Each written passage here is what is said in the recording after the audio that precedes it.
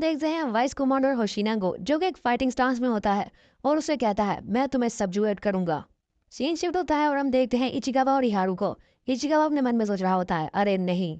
Scene फिर से shift होता है और हम देखते हैं कैफका भी फाइटिंग स्टांस ले लेता है, लेकिन फिर वो सोचता है कि अगर मैंने इस पर अटैक किया तो उस मॉन्स्टर का जो हाल हुआ था, क्या इसका भी यही हाल होगा। अब मुझे क्या करना चाहिए। ये कभी नहीं हो सकता कि मैं अपना पंच वाइस कमांडर होशिना को मार दूं। लेकिन होशिना उस पर अटैक करने के लिए रेडी होता है और अगले ही पर हम देखते हैं कैफका की चेस्ट पर एक बड़ा सा कट लग जाता है और उसका ब्लड निकलने लगता है। कैफका में सोच रहा था, इसलिए वो उसे डोज भी नहीं कर पाता। और कैफका को जब ये पता चलता है तो वाइस कमांडर होशिना उसके बिल्कुल ऊपर होता है और वो उससे कहता है मेरी ब्लेड ने तुम्हारी स्किन काट दी। और फिर वो दीवार को पुश करके कैफका की तरफ ही बढ़ने लगता है, लेकिन कैफका अलर्ट हो जाता है और उसकी तरफ देखता है। लेकिन इस वक्त भी वो मन में सोच रहा होता है ये कोई ऐसा अपोनेंट नहीं है जिससे मैं अपनी असली ताकत को इस्तेमाल किए बगैर लड़ सकूं।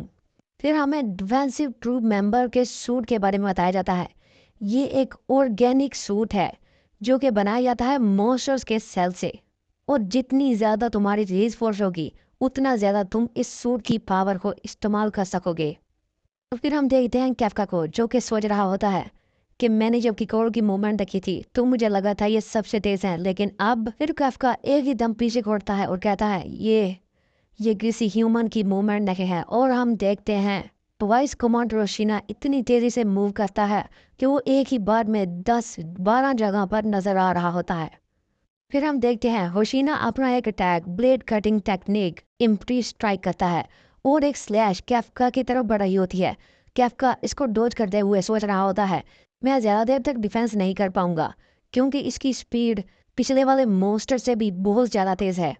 और अगले ही सीन में हम देखते हैं कैफका का हाथ और चेस्ट कट चुके होते हैं। कैफा सोचता है मैंने तो उसे डोज कर लिया था, लेकिन वो स्लैश रुकी ही नहीं और आगे बढ़कर मेरा हाथ काट दिया। और इस अटैक की वजह से कैफका का कोड होशिना को दिख जाता है और वो कहता है कोड लोकेशन कंफर्म। लेकिन फिर कैफका भी अपना हाथ और चेस्ट रीजनरेट कर देता है और सोचता है कि मैं भी अब कोई ह्यूमन नहीं रहा। लेकिन फिर कैफा को कुछ महसूस होता है और वो सोचता है अब मुझे महसूस हुआ मेरी रिकंस्ट्रक्शन बहुत ज़्यादा एनर्जी ले लेती है, तो अगर मैं ऐसे ही हिट्स खाता रहा तो ये बहुत ही बुरा होगा। और फिर वो भी लड़ने लगता है और होशिना के अटैक्स को इस बार वो अपने हाथों से रोकता है, ब्लॉक करता है। फिर कैफका इस बैटल को ख़त्म करने की सोचता है और कहता है चलो अब एक गैम्बल लगाते हैं, या तो कुछ नहीं या तो सब कुछ। और होशिना भी इससे लड़ते लड़ते अपने मन में सोच रहा होता है क्या ये सच में ऐसा है, ये बंदा खुद कोई अटैक किए बगैर मेरे अटैक्स को एक्यूरेटली डोज करी जा रहा है, उन्हें ब्लॉक कर रहा है। ये सच में लायक है 8.0 के ऊपर वाले फोर्टिट्यूड के, और इसे कैटेगराइज करना चाहिए मेगा मॉन्स्टर में।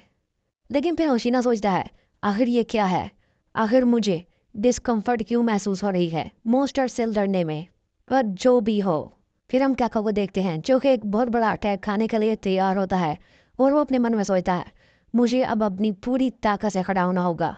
होशिना भी थोड़ा सा पीछे होकर अपना एक attack blade cutting technique 5th form करने वाला होता है और वो ये अटैक कर देता है।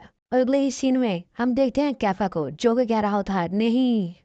और होशिना अपने मन में सोच रहा होता है इसे 2 पार्ट अटैक कहते हैं क्योंकि उसने अपने अटैक की डायरेक्शन बदली थी और साइड से कैफका के कोर पर अटैक किया था।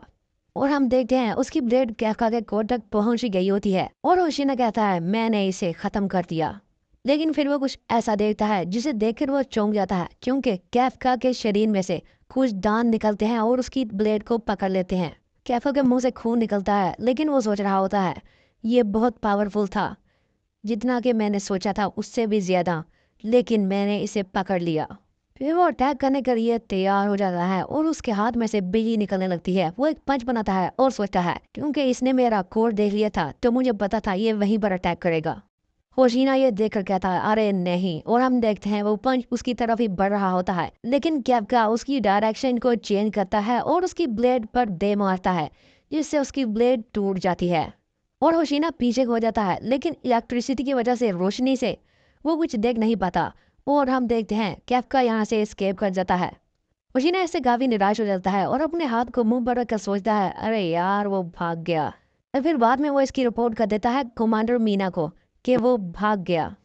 और तभी यहाँ पर सूर्य निकलता है और सुबह हो जाती है, इनकी लड़ाई भी खत्म हो जाती है।